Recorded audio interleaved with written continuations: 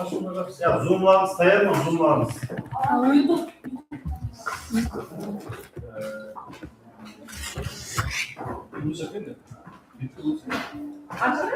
Nah, ekran review mana ya?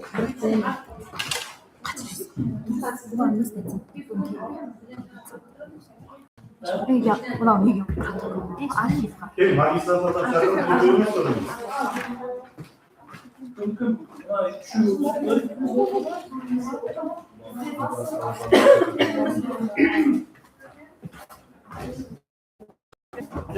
Suyun sürekli ayarı. Suyun sürekli. Suyu basacağım. Ama basalım. Demem.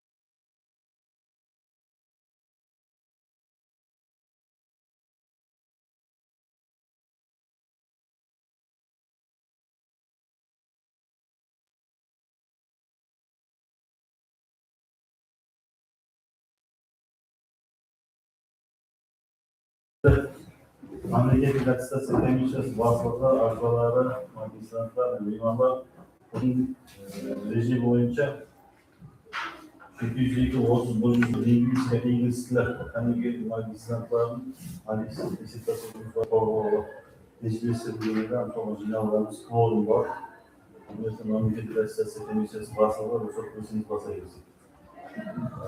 Hükümetle komisya azaları, magistrantlarımızın magistrat dissertasyonculuğu, magistrat tarafından nizam tol kampüsümüz vaktinde resmi gösterildi. Bunlarda zashita ve güruh hakkında güruhları, işgalden saklar panellerin güruhları, kontrol kurumları vaktinde safhasları resmi gösterildi. Çocukları yılda reglament meselesi var. Magistrat tarafından zamlı cimamiyet reglament belirlendiği her bir magistrat yaşında mahallede senizler cimamiyetin içinde tam tekrar tam sorucu var, resmi aklıma onda söz katkıydı, pençe formu kansırıp magistratlarla Zoom bozuk mu? Aslında. So, good afternoon, dear Chairman and members of State Attestation Commission and dear Master's degree students. Welcome to this Master's Dissertation Defense of the students of 2070230101 Linguistics English Language Specialty. Allow me to introduce the members of today's commission. The chairman of the commission is Kıdırbayeva Gülzira Kurbanbayeva, Doctor of Science, Professor, Head of from Nukus State Pedagogical Institute. The deputy chairman of the commission is Alamberges Ölenkas Hasanbayevich, the head of the master's department, associate professor, PhD. Commission members, Kurbanbayev Cevat Aminbayevich, candidate of pedagogical science, professor, dean of the faculty of foreign languages. Jodasva Gauhar Batirna, PhD, docent from English Linguistics Department. Hajiva Delbar Tajimradna, candidate of philological science, professor of the Department of English Linguistics. Hudabergen Latifah Urazbayevna, PhD, associate professor of the Department of English Linguistics. Kamalova Nigola Bahadirna, PhD, associate professor of the Department of English Linguistics.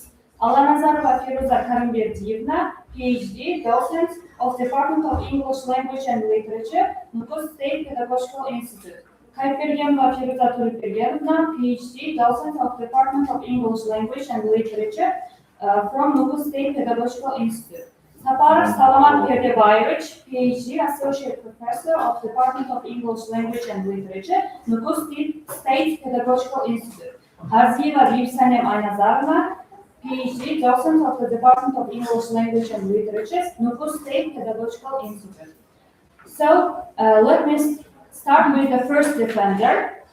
She is Kazirova Ayşe Malhamidovna with the dissertation topic, Semantical Analysis of Spatial Adjectives, High, Tall, Low in English and Big, Balen, Past, Yukarı, Tümen in Karagava. Her scientific advisor is Doctor of Science Professor Ahmet Ayvek Safarbayevich. The internal opponent is PhD Safarniyazov Rustem Shanyazovich, and the external opponent is PhD Arziva Gibsanim Aynazarova. Uzun süre bir sinema lisan falan. Evet. Assalamualaikum бүгінгі қорғау магистрлік диссертацияларын қорғау үшін жиналып отырған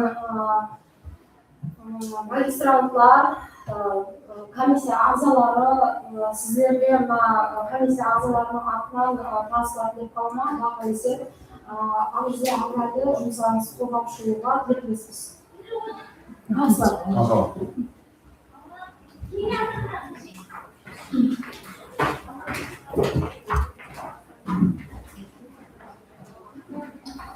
Good afternoon, dear respected members of the committee. I'm Ajamal Kadzirova, a second-year master's course student, and my dissertation topic for today is semantical analysis of spatial adjectives, high, tall, low in English, and biye, balen, past, yukarı, tümen in Karagava.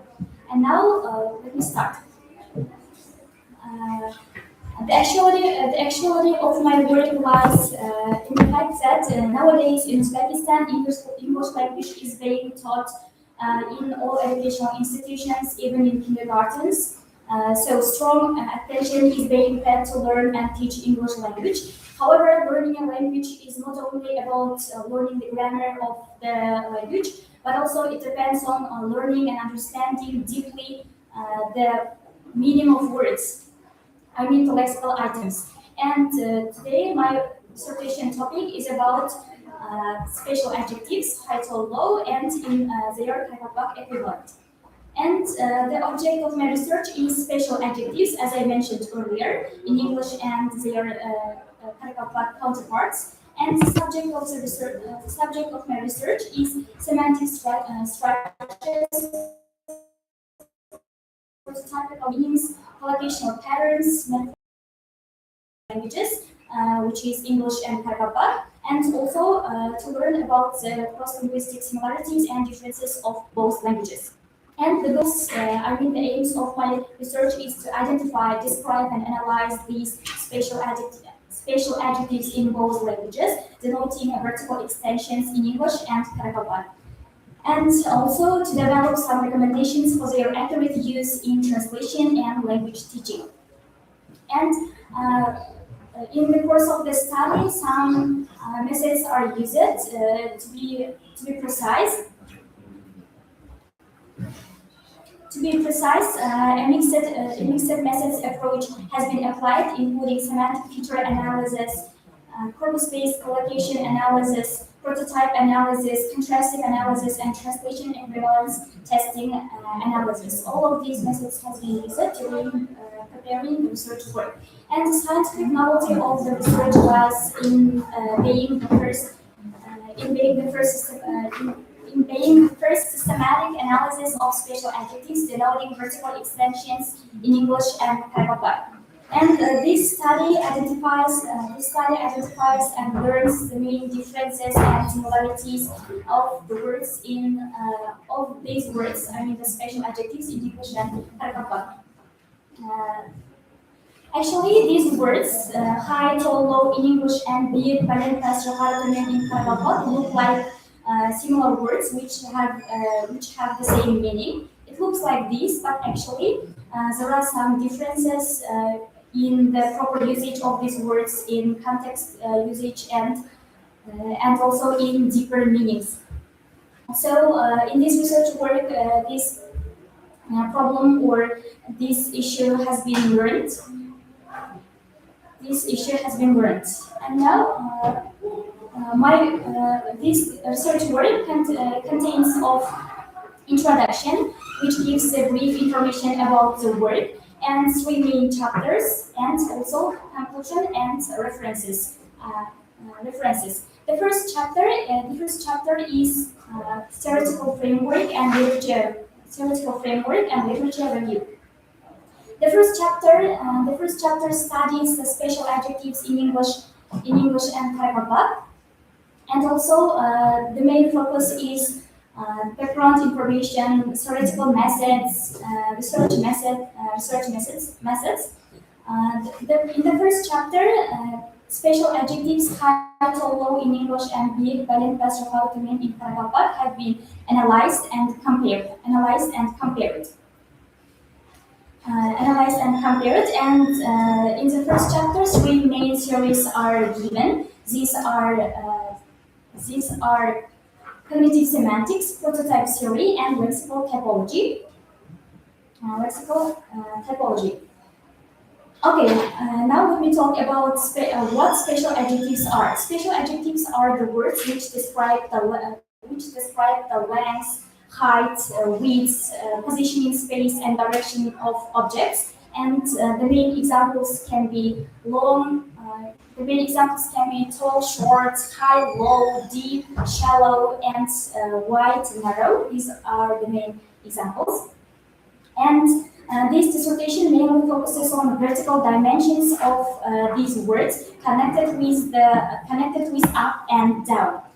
And all languages describe space in their own language, but however, there are some differences. For example, in English, we use high and tall to describe about the height or vertical position of objects, but in paragraph, we can use the word big. I mean, just one word big can mean high and tall in English. For example, in English, we say high mountains or ceilings, and we use tall for people, buildings, or grass.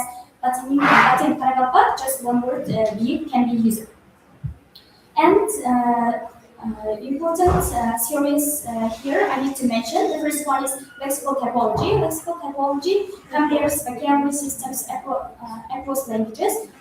The goal of this research theory is to find similarities and differences. And the second is cognitive semantics. Cognitive semantics comes from the human understanding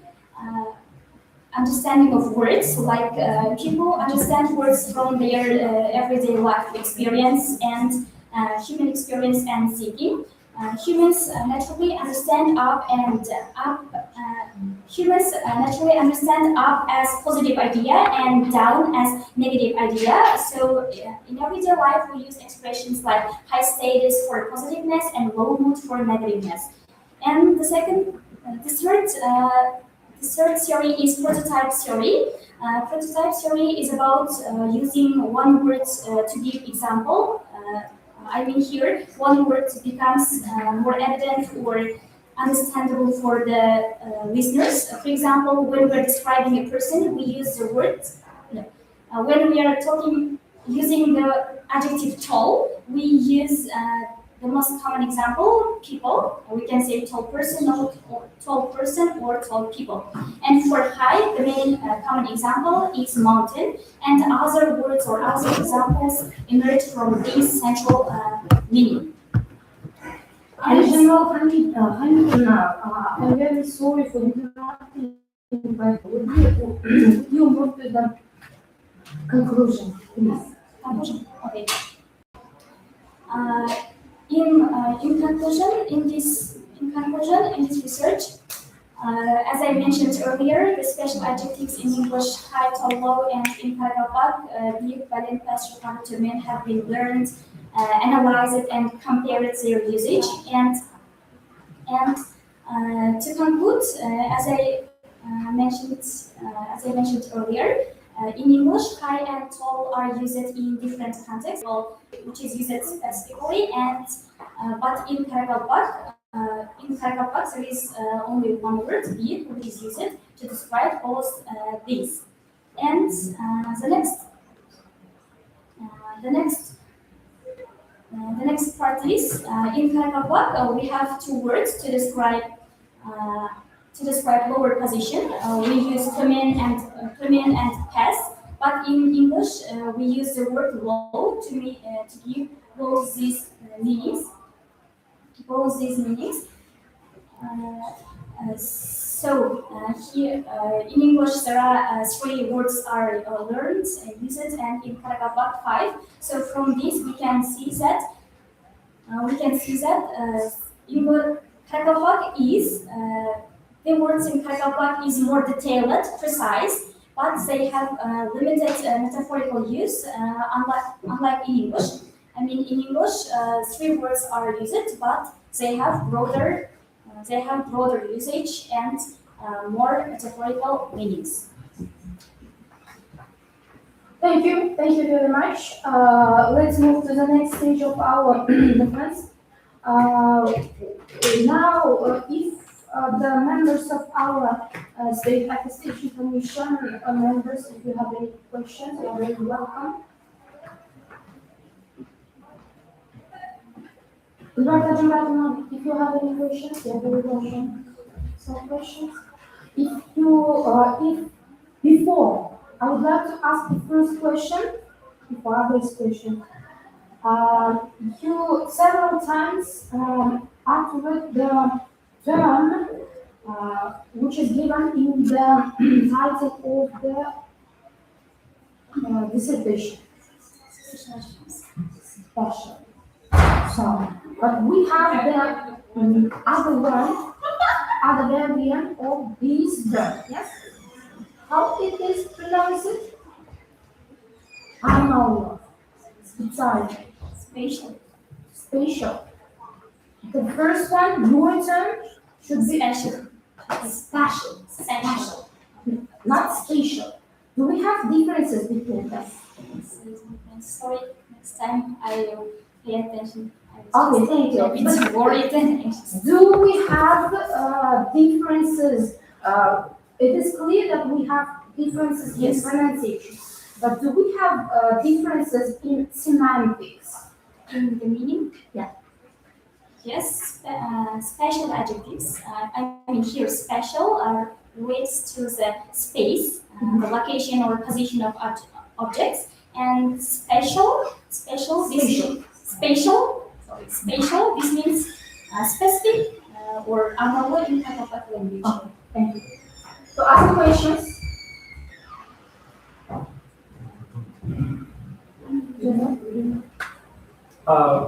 Who investigated this and same problem before? Who? Yeah. Whose works did you use? Research works. Right. Research works. I used several research works. Actually, in this very these three words in English and these five words in Karakalpak haven't been compared or learned before. These words, but I used some. Must be we. We use. Yes. Sorry.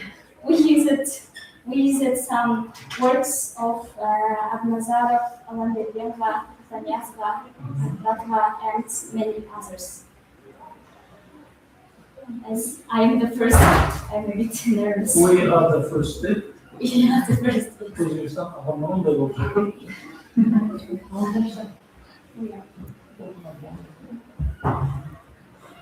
Okay, other questions?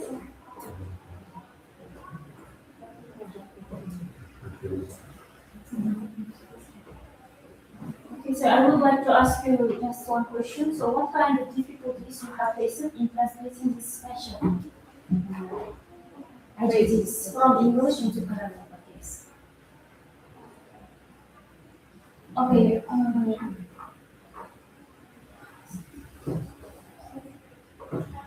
So you mean Difficulties while investigating this topic. okay? They actually they look like similar words which have the same meaning in English and Karakalpak, but it depends depends on the context, which meaning the word is denoting. So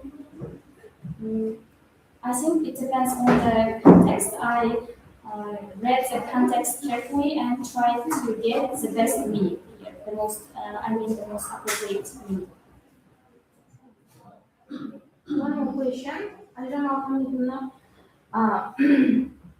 You indicated several questions, hypothetical questions in your introduction part, and the question related with these questions.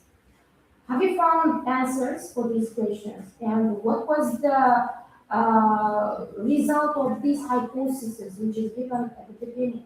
And what is the end of your investigation? Okay, during my research, during this research work, we tried to get the answers for these questions, and we look at on we work it on each question, and yes, we want answers. For example, the first question, I'm very sorry, but I couldn't read you now all of them, but I hope that you have in your hands the list of the hypothetical questions of your dissertation. So please read one and tell us or introduce us with the answer of this question. Okay. The question is, what similarities and differences exist between English and Tagalog in the metaphorical extensions of special adjectives, for example, for temperature, price, status, and emotion? In English, mostly these words, high, tall, low, can be used for metaphorical extensions.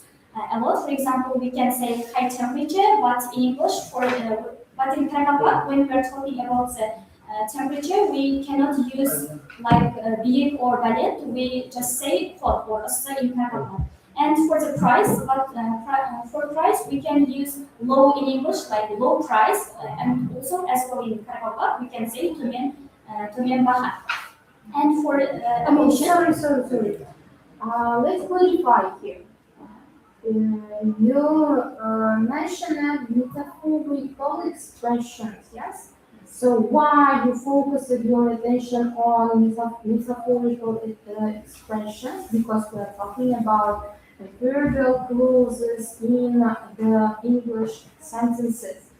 And there is no any Krakatoa translation in your topic. So why you spontaneously focused attention on the contrastive or comparative features of these adverbial clauses? The reason, because the topic is just English sentences. Where have you found comparative part of your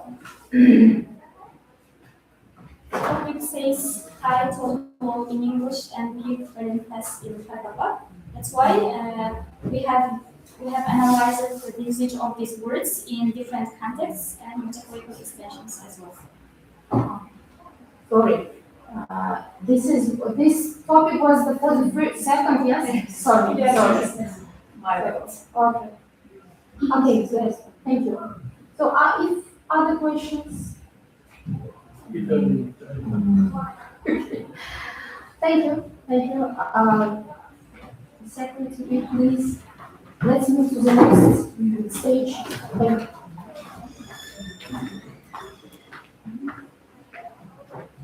Our next master's Next stage. Review'larına sözlerimiz ya.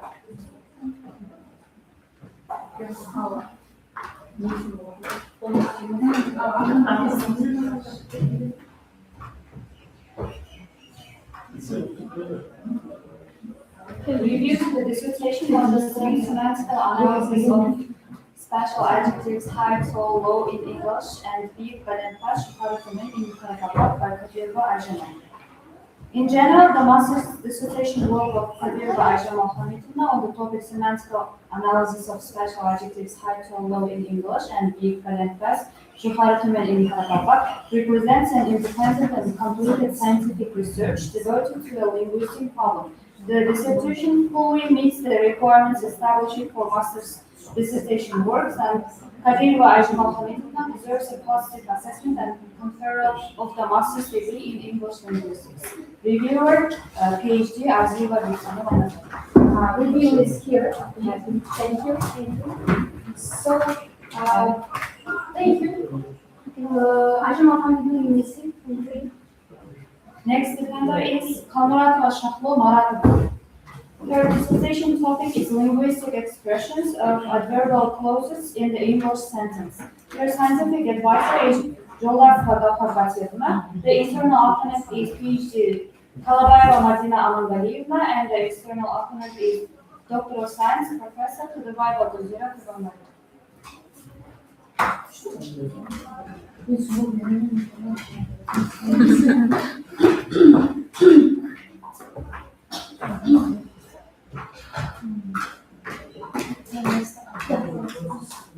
Good afternoon, dear the members of the committee. My name is Konrad Vashaklo Maratov, and as you can see, my scientific advisor is Dokar and today's dissertation topic is about linguistic expressions of adverbial clauses in the English sentence. So, first of all, I'm going to talk about brief information about the introduction and the research overview. Actually, my research is exploring the use, the expression of adverbial clauses in the English sentence. So there are several objectives and the aims, goals of my research. First of all, to classify types of subordinate and give definitions for the types of adverbial clauses, focus on the expressions of adverbial clauses in an English sentence. And here I used several methods. For example, descriptive method. Maybe scientific advisor. With scientific advisor, we use several methods like descriptive methods, lexicogrammatical, and also semantic syntactic analysis. And what is our the novelty of the research? It is first of all we can say approach, but in my dissertation I combined two approaches like semantics and syntax. And of course, I provided some teaching recommendations for English teachers to explain English grammar, especially adverbial clauses. So, so first of all, my chapter one. Our chapter one is of course about subordinate clauses because everything starts with subordinate clause.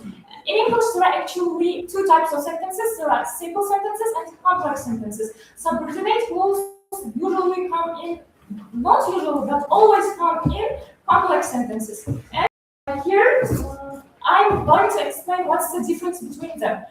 Main clause has got its own subject and predicate, we can say verb, and it can stand alone and meaning complete meaning. But subordinate clause cannot stand alone with giving full information about the sentences. So here, for example, let's take example. I know that she is right. Here, I know is a main clause. It can stand alone and can give us complete meaning. But here, that she is right is a subordinate clause, and with standing alone, it cannot give us complete meaning. Yeah. Next, I'm going to talk about the main types of subordinate clauses. They are, first of all, subject clause, object clause, and of course, attributive, and it is often considered relative clauses in English grammar, and of course, adverbial clauses. So, what is subject clause? I'm going to give several examples for this. It's like clause, subordinate clause comes as an subject of a sentence. For example, that he arrived early, surprising everyone. That he arrived early is a subject of a sentence and it is a subordinate clause. Yeah, and sometimes in English there are some sham objects in, we can say, formal subjects. Like, for example, it seems that he wouldn't go to the party. Here there are two subjects actually, it and he. But first one is it formal subject, and next one is he is our real subject. Next one, object clause, for example, she said that she was tired. Here, that she was tired comes as an object. Object subordinate clause. Next one, we have attributive. So, for example, the man who's looking at us is our teacher. The man who is looking to us is a subordinate clause, which is attributive clause, relative clause. And of course, relative clause also divided into two, defining relative clauses and non-defining relative clauses. As we know, defining relative clauses gives us important information, while non-defining relative clause gives us extra information and usually separated with comma. Next one is adverbial clause, and our main topic is adverbial clause. They usually mean time, place, result, concession, and many others. For example, although she was tired, she tried to find the solution to the problem. Although she was tired is an adverbial like subordinate clause. Next, I'm going to talk about the problems of classification. Most linguists argue, still argue that about with which analysis, with approach we should classify subordinate clause or adverbial clause. According to meaning, some of them say about sentence structure, about the meaning. The sentences can be like, I can say this, declarative, interrogative, imperative, but it's not always the solution. For example, there are some sentences like conditional sentences. If he were like the chef of the company, he would improve the company. Here, this sentence is neither like declarative or interrogative, and there will be a problem. In that cases, it's better to solve this problem according to the syntactical structure. So we should combine them while we are classifying them. Next. So I'm going to talk about semi-complex sentences. Semi-complex sentences are the sentences which give the features of simple sentences and complex sentences. They are often used to make the language more precise and make natural, I can say, and they are often used to economize the words. And there are several types of semi-complex sentences like subject-related, object-related, participle, infinitive, and verbal completion. I'm going to give you one example here. Next, my chapter 2 is about chapter 2 is about classification of adverbial clauses. Yeah, what are adverbial clauses? Adverbial clauses are the type of subordinate clause that gives us the meaning of time, place, concession, result, whereas and many others. Place, for example, and they often like answer the questions when, where, why, how, and under what condition. And I'm going to focus on each type of adverbial clauses. Here, for example, clauses of time and place. Clauses of time often like expressed with the conjunctions like before, after, when, while, as, for example. And here I want to mention that there are some bifunctional and monofunctional subordinators. For example, bifunctional, this conjunction can be used for in several meanings. For example, as. As can be clause of result because it means because sometimes, and it can be also clauses of manner. For example, he works as a doctor here, and it can also represent as time because while as I was listening to music, he was doing his homework like this. And monofunctional have just one meaning because, for example, the word because it just means the clause of reason. And next one is place clauses, like it's expressed with using where, wherever, from, where, like these conjunctions. For example, they stood where they rode began. Next one. One arasında sorry for interrupting. Please use the conclusion part. So, in conclusion, I'm going to say that, we are using several methods, but like there are modern methods, and there are also traditional methods.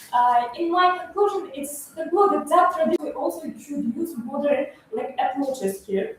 and it's better to classify them with using both semantics and syntactics. Because, as I mentioned about, there will be some problems if we use just only one here. And the subordinators determine the type of and meaning of the clause, and there is no full parallelism between simple, sentence parts and subordinate clause.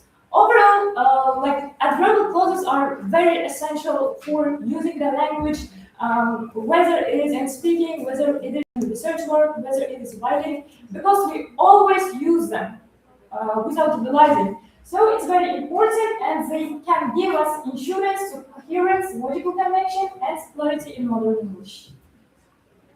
Thank you. Thank you. Now, questions. If you have any questions, you are very welcome. Members of State Attestation Commission, please. Dilbar, please.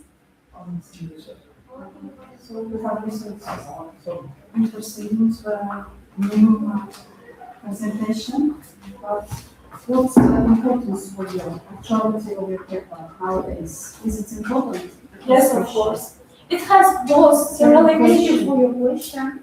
A pleasure for your question. Sorry, I'm just a little bit nervous.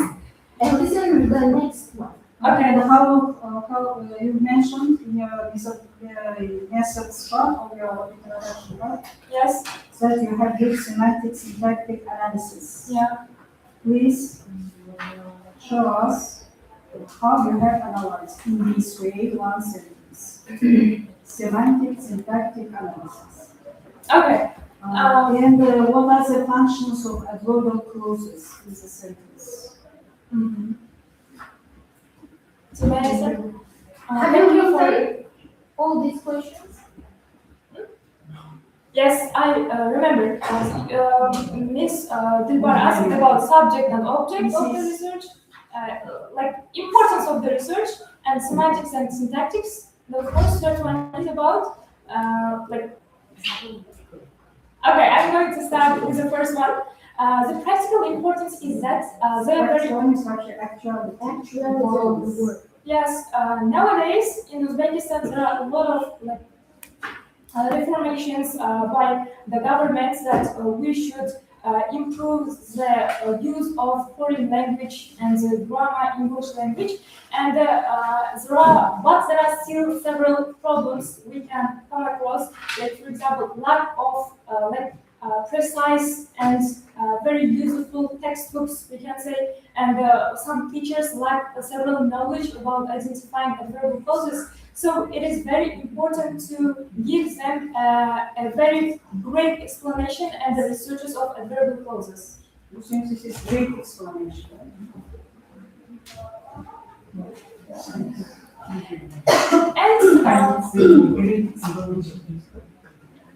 And about semantics and syntax, for example, let's say the words in clause of Sentence. Adverbial clauses. And analyze. yes. Semantic. In clause of condition, for example, if he had more knowledge, he would pass the exam. There is a sentence, and if we analyze it according to the semantics, it is neither interrogative or it is neither declarative. In that cases, there will be a problem. But there are some simple sentences, like he was reading a book while she was listening to music. And that in semantics, it means time pause. If we have problems identifying them in semantics, we move into syntax. For example, in conditional sentences, we can say that it is the clause of adverbial clause, and that will be the function of the sentence.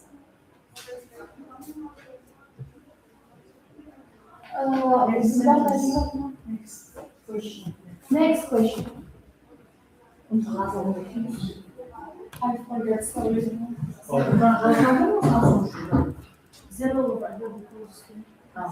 The role of functions The function is actually the use of them in communication, how they use it, according to what criteria and what kind of part of speech, what kind of part of sentence they give us. And for example, here, for example, also there were enough books. He didn't choose the correct one. Here, the function is actually concession, and it is complex sentence which has got both subordinate clause and the main clause. And function is here concession. That means contrast. One more question. Where you have taken the examples? From what kinds of books there is no source is So, given? I mostly use it. We mostly use it examples and materials from linguists like Jefferson, Halliday, and I mean, examples, just examples. Where you have analyzed, where you have taken. I mostly use it from the internet sites, and also I took them. I just made up them, some of them. So there is no just no source. Thank you. Thank you. Other questions? So, Sabah, Sana, anybody? so what are the main types of verbal clauses in English? Thank you for the question. There are several types of adverbial clauses. They are time, place. They are considered one group, which is called localization. And the next one we have got like conditionals and relative clauses, and also concession clauses, clauses of results, and Place also. yes, place also. Yes, and like this. Yes, okay. Please, Kamal Nigora Bahadirna question. What linguistic expressions are commonly used to introduce your adverbial clauses? Linguistic expressions. Linguistic expressions are usually like conjunctions. Yes. They are usually conjunctions, relative pronouns and relative adverbs, and sentence structures. For example, for conjunctions like where, as, or as, because, so that, all sentence structures, for example, such that, so that. For example, the weather was so hot that everyone didn't want to get out from the house. Like everyone wanted to stay at home. And for relative pronouns and relative like adverbs, they are like who, which, where it is a relative adverb, and when there are relative adverbs. Or we can use like simple sentence structures like subject, superlatives, object, attributive, and also adverbial clause. Thank you for your Nigora Bahadirna. Have you? Yes, no, I haven't. Okay. So thank you. If there is no any questions, yeah. Now, I'm going to do it.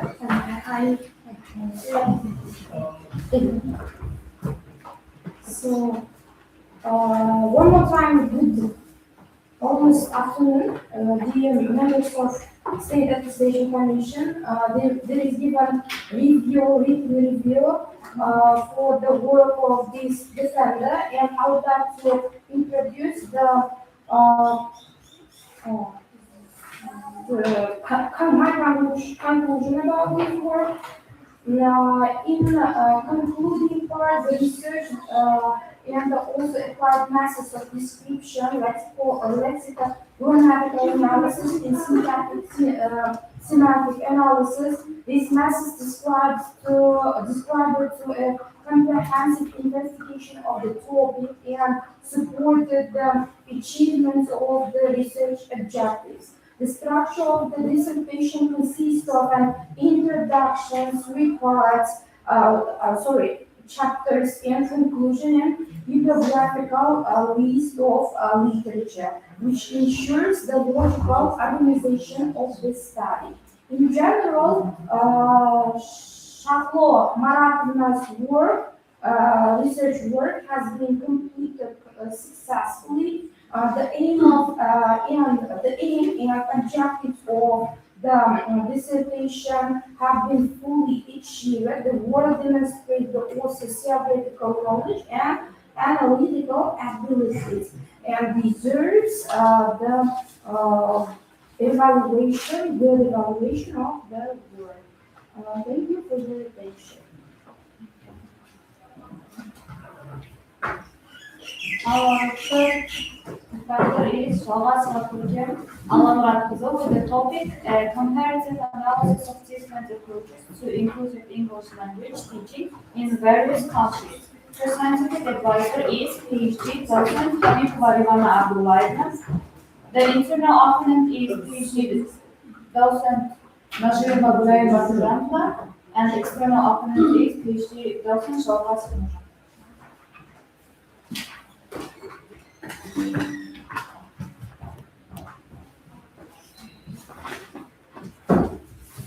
So, good morning, dear respected and esteemed committee members, students, professors, teachers, and everyone here. And thank you for your presence today. And I'm really honored to be standing here and just delivering my speech on the topics that we prepared with my scientific advisor, titled Comparative Analysis of Different Approaches to Inclusive English Language Teaching in Various Countries. Well, this dissertation, before delivering my speech on this topic, I just want to focus on quote, which is a very beautiful quote by the president and leader Nelson Mandela. Education is the most powerful weapon that you can change the world. So in my research, inclusive education is the most powerful. I just use it powerful weapon as inclusive education. Well, before this going on to the next section, I just want to ask a question. What if a child future was not defined by their ability, but by their disability? So this is a reality for millions of children in the world right now. So my research topic is will just explain our okay, so our research topic analyze different countries in our Uzbekistan, how this kind of inclusive education are implemented in our countries and other countries, in Western countries mostly. So let me walk you through the roadmap of the dissertation presented here. So table of contents. So the first one is actually relevance of the topic. Why is this research important? Well, this research is so important because in the Western countries, inclusive education has been developed over the last decades. And in our Uzbekistan, it's only just stepping into the cornerstone of our Uzbekistan. And this is a kind of thing that our president Shavkat Mirziyoyev has been focusing on this inclusive students.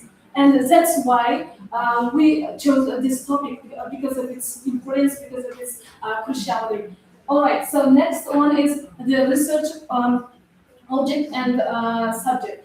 The object of the research is the Western countries, especially UK, USA, Finland, and Uzbekistan. And also the subject is we are comparing how they implement the inclusive education and how they use it and what kind of laws are required and also what kind of methods they use in their inclusive education, which is more important. And here, goals and objective. The goal is conducting comparative analysis, the countries that I mentioned about, right? And also proposing scientifically sound suggestions to our Uzbekistan to just implement this kind of inclusive education in our Nukus and in our Uzbekistan. And objectives here, 5 objectives here. First of all, the first thing is like theoretical part, analyzing the theory, and the next one is comparing the systems, and then study implementation, and then teacher training process, and then proposing scientific sound research. Okay, so scientific novelty. What is new here, right? What is new here? Well, in this research, I just wanted to make all of your attention to how to. So the news here is implementing inclusive education system in our Uzbekistan, and so the first one is systematizing our inclusive education here, and next one is adapting national education systems, what I propose it, and also institutional and functional differences between Western and Uzbek models, what I conceptually analyze it. And next one is integrated model of interdisciplinary cooperation was validated. And the next one is hypothesis. So in hypothesis, if we improve cooperation with Western countries and Uzbekistan, and in teacher training purposes, I believe that this kind of inclusive education will be solved in our country.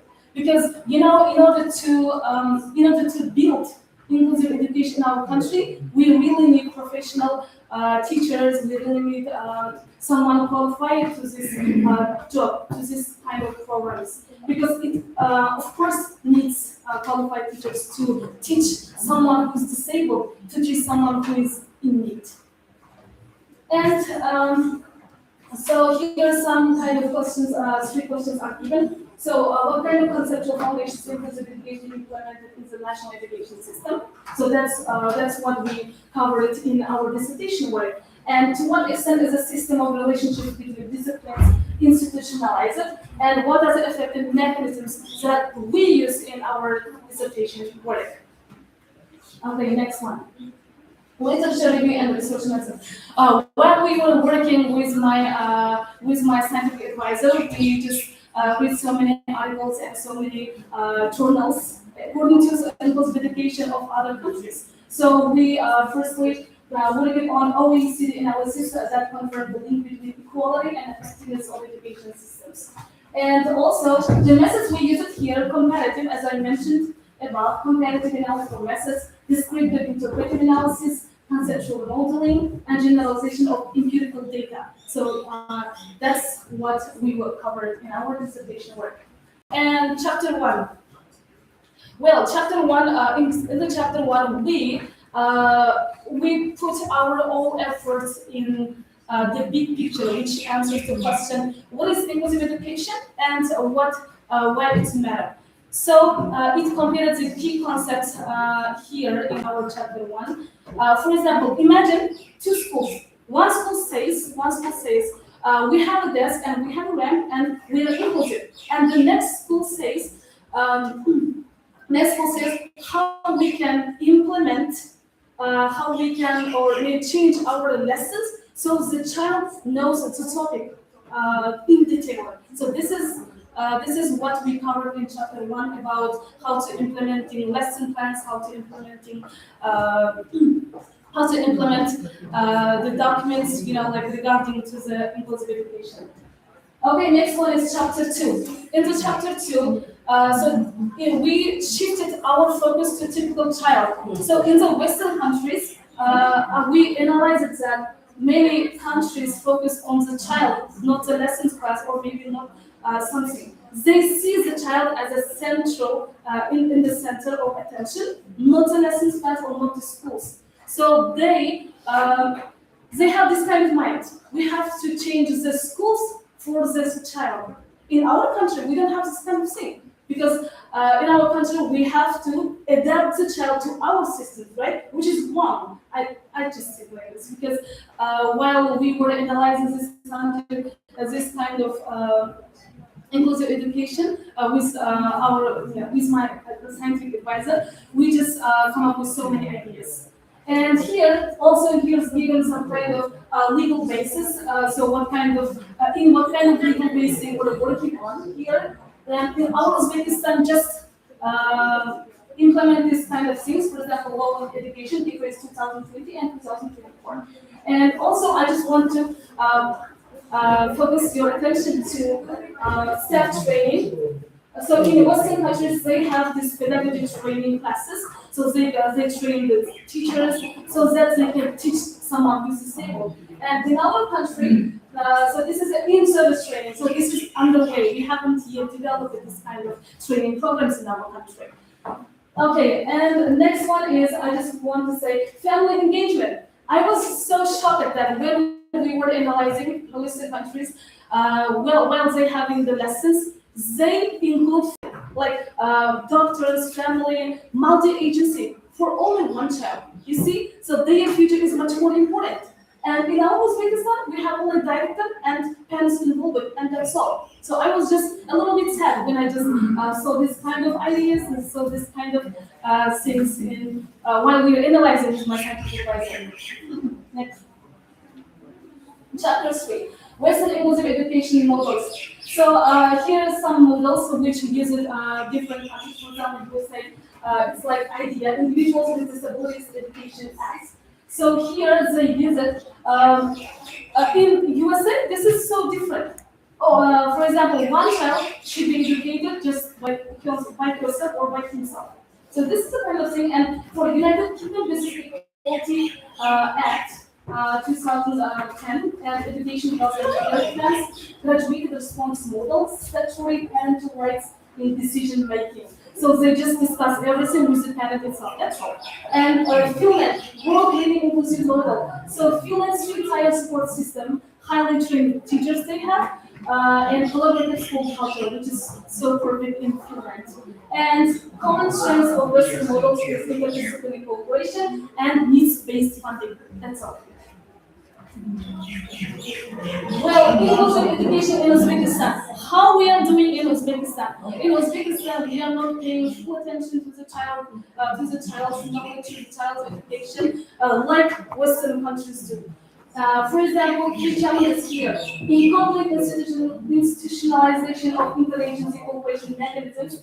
Interagency cooperation, that's what I meant. The doctor, the psychologist, everything. And here, insufficient teacher training in inclusive pedagogy skills. As I mentioned, we have inclusive students, but we are lacking of professional teachers. And so here are the differences between Western countries and Uzbekistan. Okay, yes. Okay,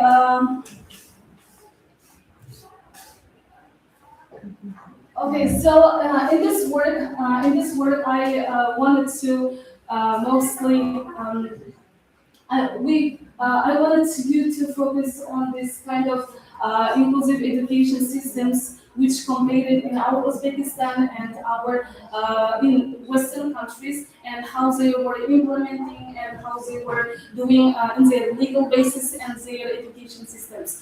And also, what we learned from this dissertation is the child is always in the center of attention in the Western countries, and in our Uzbekistan, this is a little bit lacking. So this is what we learned in our conclusion. That's all.